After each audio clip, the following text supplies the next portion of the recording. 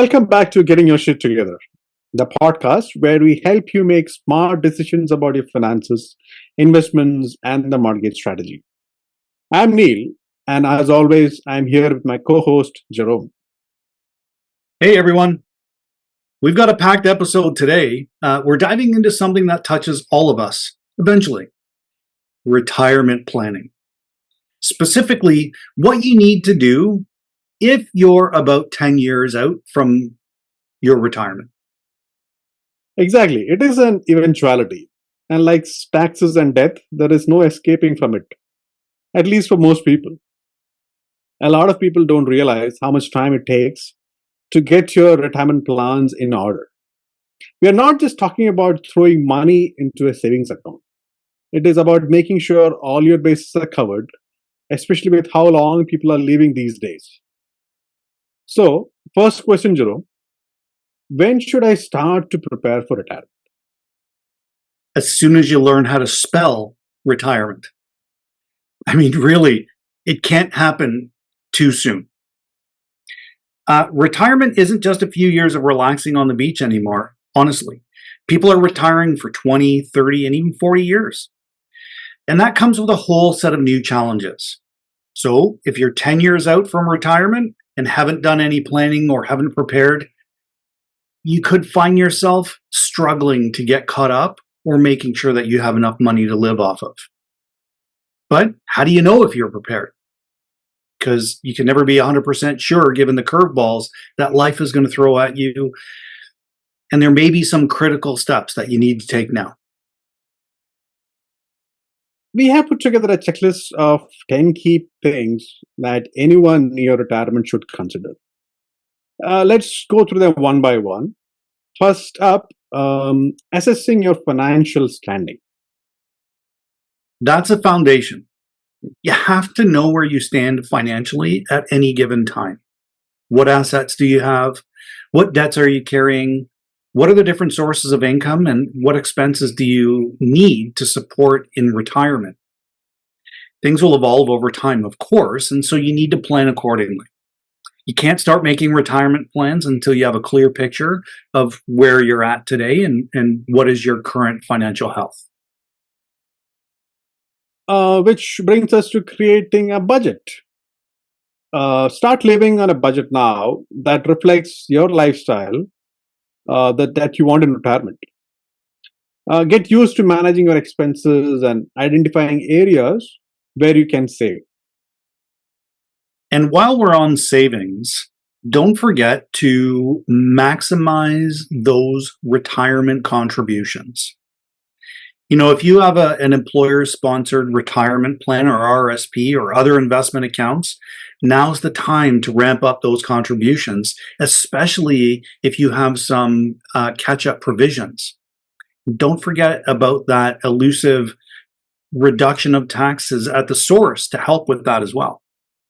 Absolutely. Next, let's talk about diversifying your investments. You want to protect yourselves against market volatility. So, spreading your money across different assets, things like stocks, bonds, real estate, etc., will give you a balanced portfolio that can weather storms. If you have not managed your investments till now or do not know much about investments, then be sure to seek out help. You sure do not want to take too much risk or gamble with what you have saved. No, you don't. And then there is the plan for paying down your debt. No one wants to enter retirement with a ton of debt dragging you down. So prioritize paying off credit cards and loans and any other debt with hefty interest rates and try to keep it paid off. Might be helpful to look at doing some sort of a consolidation strategy to get some of these things under control now while your income is still good. Yeah. Let's talk about mortgage. If you still have one, and this is a big one, evaluate your mortgage strategy. Should you try to pay it off before retirement, or do you have better use of those funds? How about getting a home equity line of credit before you stop working, Jerome? What do you think about it? You know what? I think a lot of people overlook the idea of having that HELOC while they're still working. Lenders are more likely to approve you while you still have steady income. And a HELOC gives you financial flexibility if you need to access funds later on in your retirement. So, and another thing that's a bonus is there's no interest if you're not using it. So it doesn't hurt for it to just sit there. Exactly.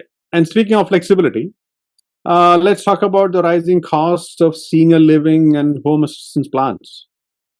It is something that catches a lot of retirees off guard. You might be healthy now, but you may need to plan for the possibility of needing assisted living or in home care. Demand for such services is increasing with our aging population, and so those costs are also skyrocketing. You can't be more right. And that's where something like, for some people, a reverse mortgage might come into play. It's not for everybody, and we're not trying to push that. But if you want to tap into your home's equity without selling, it's a tool that can help supplement that retirement income, especially if you're facing some higher healthcare or senior living expenses in later years. It shouldn't be your primary retirement income strategy, but it does have a place in a comprehensive retirement plan. Mhm. And let's not forget about the healthcare costs in general. Once you're retired, you may not be covered under your former employer's plan, or may need to pay more to get a similar coverage. OHIP or Ontario Health Insurance Plan may not cover everything or be sufficient for all your healthcare needs in your senior years. Planning for how you would cover those costs can save a lot of stress later when means are more limited. Yeah. And another thing we're seeing more of lately is adult children looking to parents for help, especially with something like an early inheritance.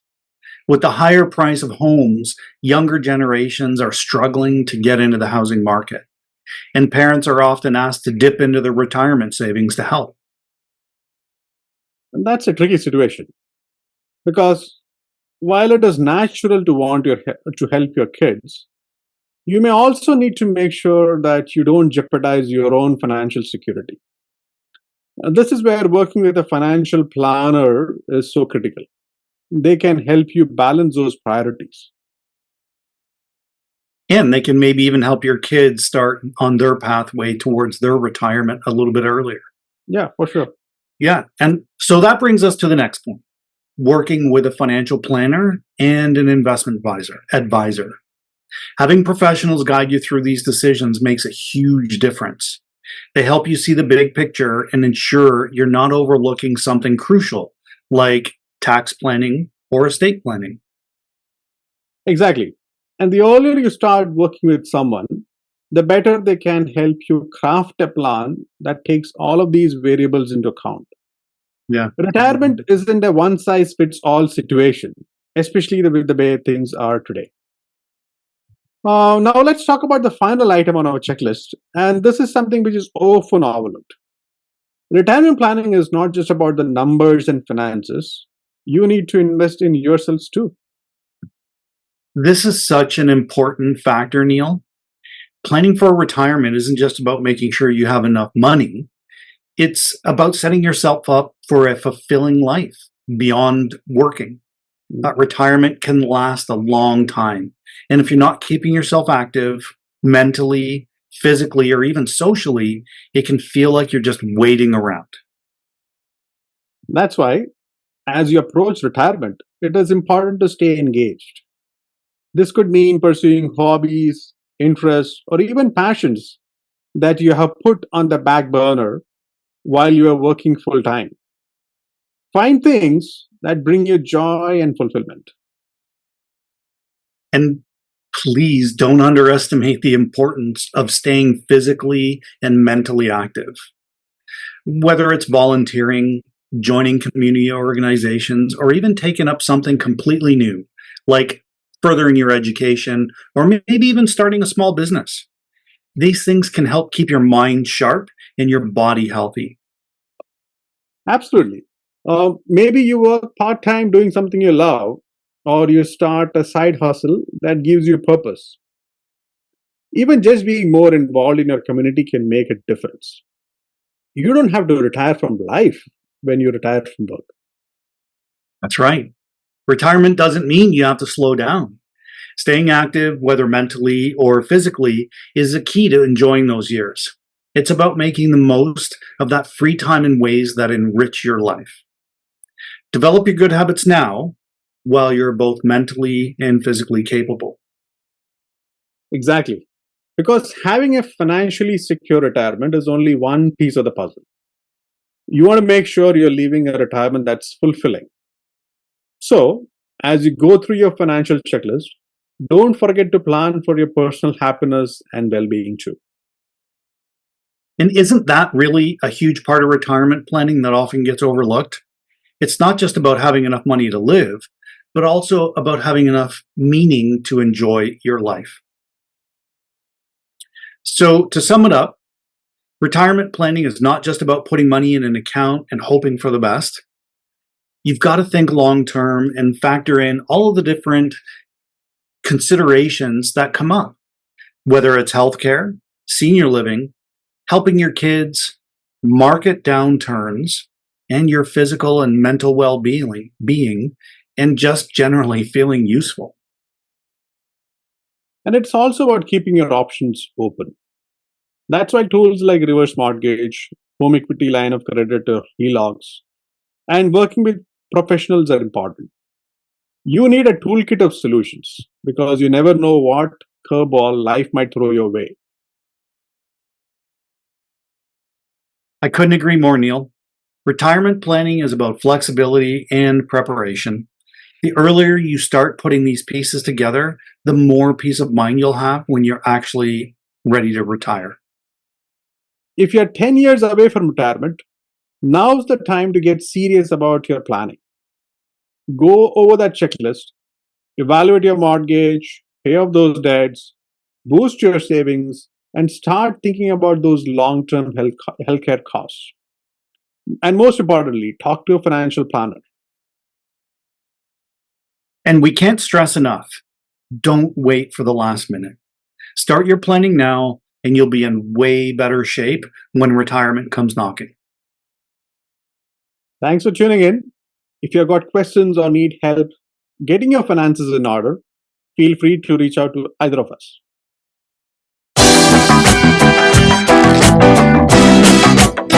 We are diving into something that's not only a smart move for current homeowners, but also something that buyers can consider when looking at properties to buy: secondary suits. Jerome, I think a lot of people underestimate the value of adding or buying a home with a secondary suite. You're right, Neil. Secondary suites, whether it's a basement apartment, a laneway home, or an in law suite, are more than just extra space. They're an opportunity for the average homeowner to increase both their own income as well as the overall value of the property. And it's a strategy that more people should be thinking about, I believe, whether they're already in a home or they're shopping for a new one. Exactly. And so, what exactly is a secondary suite? Well, it's a separate, self contained unit within your property. It could be a basement apartment with its own side entrance, kitchen, and washroom, or it could be a standalone unit in the backyard. Either way, it's a space you rent out to bring in additional income. And let's face it, who doesn't want a little extra money coming in each month? I couldn't agree more. And that extra rental income can make a huge difference for the average homeowner, especially when it comes to managing those mortgage payments. Think about it. Instead of covering the entire mortgage out of your own pocket, you have someone helping to contribute by paying you rent.